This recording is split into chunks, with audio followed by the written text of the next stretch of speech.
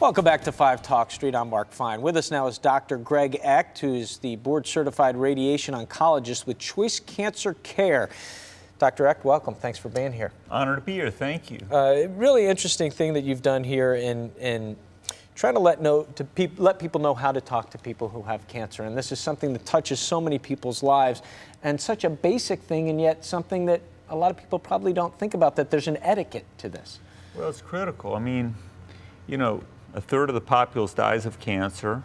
Half of the populace gets cancer at some point in their life, so the patient's struggling with it, and as a friend or a colleague, you can be supportive to them, and they're living with this. It's their inner feelings, and just sitting down and being empathetic and understanding and talking to them like a normal person goes a long way.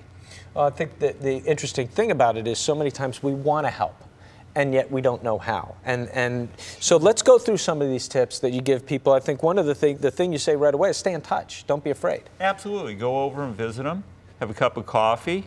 Ask them if you want to go to dinner. If they're not feeling so well, maybe you can bring dinner over. When you're with them, you know, just be yourself. And a lot of times you're going to feel sorry for them. The term pity comes to mind, but you don't want to show that too much, do you? No, they don't want that.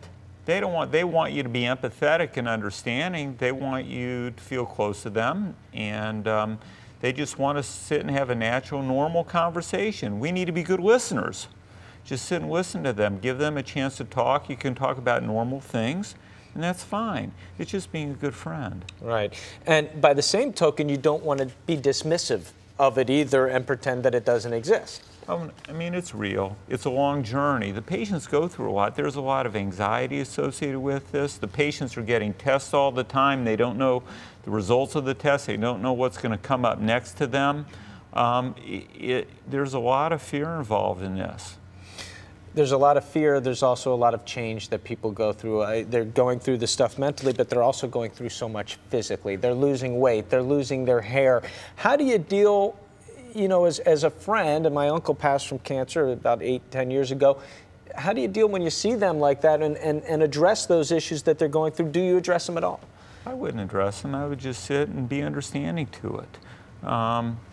You know, they feel bad about it anyway, and they're trying their best, so I would just sit and be natural. Sometimes they have difficulty with function also, with speaking or their bowel movements, so just be understanding. It's okay.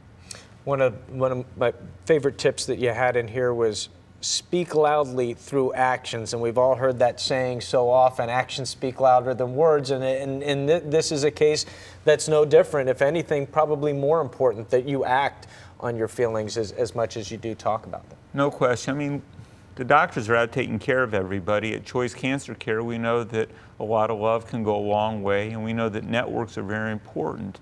And so that's networks amongst people and friends and colleagues to be supportive, and it means when you're being with them, to give them a hug or to be relaxed or smile at them and just be there, just to be there and be understanding.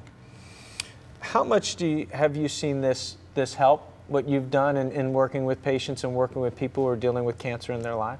Well, you know, as a caregiver, we need to take care of the patients, but take care of the family too, and understand some of the dynamics taking place within the family and within the home, and be there to answer questions and to be supportive. This is new for them. A lot of times it's new.